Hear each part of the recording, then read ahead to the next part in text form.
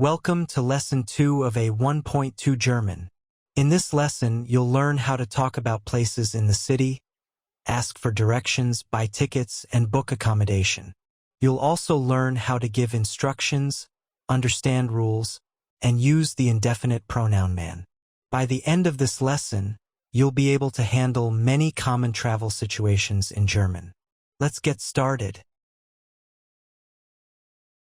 In this chapter, we're going to learn some useful words that you'll see in almost every city. Imagine you're visiting Berlin, Munich, Vienna, or any other German-speaking city. You'll probably walk through a street, visit a square, relax in a park, or spend some time in the city center. Let's look at some important words. Try to repeat the words after me. Die Straße, Means street. der Platz, Means square. der Bahnhof, Means train station. das Kaufhaus, Means department store. der Park, Means park. das Stadtzentrum, Means city center. These are some of the most common places you'll hear about when talking about a city. Now that we know some places in the city, let's learn how to ask for directions. This is something every traveler needs. Imagine you're looking for the train station. You can ask, Wie komme ich zum Bahnhof? how do I get to the train station? You might also hear directions like, Links, rechts, geradeaus, abbiegen. when someone gives you directions, listen carefully for these words. Let's practice them together. Links, Means left. rechts, Means right. geradeaus, Means straight ahead. abbiegen. Means to turn. These 4 words will help you understand most basic directions in German. Now let's talk about public transportation. If you're in Germany, Austria, or Switzerland, you'll probably use trains, buses, trams, or the subway. Before you travel, you usually need a ticket. In German, a ticket is called Die Fahrkarte. Tageskarte, is a daily ticket, Wochenkarte, is a weekly ticket. You can buy tickets at, Fahrkartenautomat. which is a ticket machine. One important thing to remember, in many cities you must validate your ticket before traveling. So don't forget to stamp or validate it. Let's also learn a useful phrase, Ich möchte eine Fahrkarte, bitte. which means I would like a ticket, please. Very simple and very useful. After arriving in a new city, the next step is often finding a place to stay. Let's learn some important accommodation vocabulary. Einzelzimmer, Is a single room. Doppelzimmer, Is a double room. You may also hear, Halbpension, which means breakfast and one main meal, Vollpension, which means all meals are included. Other useful words are der Schlüssel, key, die Buchung, booking, der Preis. price. These words are very common when checking into a hotel or hostel. Now let's look at a very common situation when traveling. Imagine you've arrived in a new city and you need a place to stay. You walk into a hotel and go to the reception desk. The first thing you can say is, Ich möchte ein Zimmer buchen. this means, I would like to book a room. The receptionist will usually ask some questions. For example, Für wann möchten Sie buchen? which means, for which dates would you like to book? You might answer, Für 2 Nächte, bitte. for 2 nights, please. The receptionist may then ask about the room type. For example, Möchten Sie ein Einzelzimmer oder ein Doppelzimmer? would you like a single room or a double room? Let's remember, Einzelzimmer, is a room for one person. Doppelzimmer, is a room for two people. You can simply answer, Ein Doppelzimmer, bitte. Ein Einzelzimmer, bitte. Next, the receptionist will tell you the price. For example, Das macht 120 Euro pro Nacht. that means it's 120 euros per night. If the price is okay, you can continue with the booking.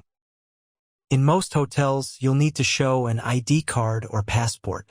You might hear, Haben Sie einen Reisepass oder Personalausweis? do you have a passport or ID card? You can answer, Hier ist mein Pass. here is my passport. After the registration is complete, the receptionist gives you the room key. For example, Hier ist Ihr Schlüssel. here is your key. Zimmer 205. Hier ist Ihre Schlüsselkarte. Room 205. Here is your key card. Finally, you can say, Vielen Dank. and the receptionist may reply, Gern geschehen. you're welcome. This is a typical hotel conversation that many travelers have every day in German-speaking countries. Try to read the dialogue aloud and imagine yourself checking into a hotel. The more you practice these situations, the more confident you'll feel when traveling in German. Now let's learn a very useful German word. Mann. This word does not mean man in English. Instead, it means people in general, everyone, or you in a general sense. We use Mann. when we are not talking about a specific person. For example, Man kann hier parken. people can park here. Man darf hier nicht rauchen. People are not allowed to smoke here. Let's look at some more examples. Man muss ein Ticket kaufen. People must buy a ticket. Man sollte pünktlich sein. People should be on time. Notice something important. After Mann. the verb is always in the third person singular, just like with. Er, sie, es. For example, Man spricht. Man geht. Man arbeitet.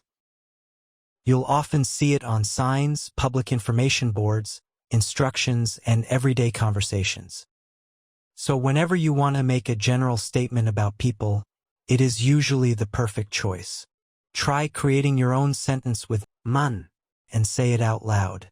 It's one of the most useful words in German. Now let's learn how to give instructions in German. This grammar topic is called the imperative. We use the imperative when we want someone to do something. For example, giving directions, giving instructions, making requests, giving advice. You will hear the imperative every day in German. Let's start with the you informal form, which is used with friends, family members, and people you know well. For example, Komm. come, Mach das. do that, Öffne die Tür. open the door. Now let's look at the you plural form. We use this when speaking to more than one person informally. For example, Kommt. come, Mach das. do that, Öffnet die Tür. open the door. And finally, we have the you formal form. This is the polite and formal form. We use it with strangers, customers, teachers, or in professional situations. For example, Kommen Sie. come, Machen Sie das. do that, Öffnen Sie die Tür. open the door.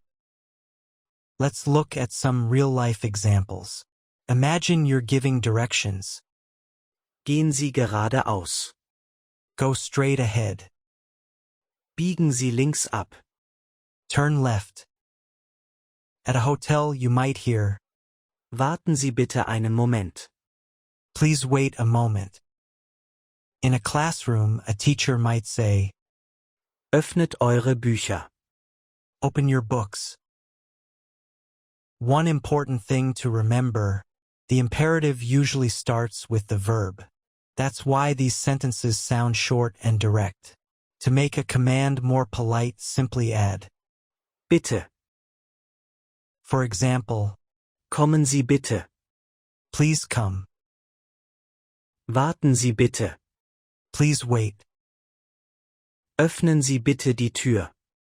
please open the door. The imperative is one of the most useful structures in everyday German. You'll hear it in train stations, hotels, restaurants, schools, and conversations every single day. Try repeating the examples out loud and practice giving your own instructions in German. Now let's combine what we've learned. When we talk about rules, we often use modal verbs. For example, Man muss. which means people must, Man darf nicht. which means people are not allowed to. Let's look at some examples. Man muss ein Ticket kaufen. You must buy a ticket. Man darf hier nicht rauchen. Smoking is not allowed here. You'll see these kinds of sentences at train stations, airports, schools, and many public places. Excellent work. Let's quickly review what we've learned today. We talked about places in the city. We learned how to ask for directions. We practiced buying tickets and booking a hotel room. We also learned the imperative and important modal verb structures. Now it's your turn. Try answering the questions on the screen using complete German sentences. Speak out loud if possible. The more you practice speaking, the faster you'll improve. Great job today, and see you in next lesson.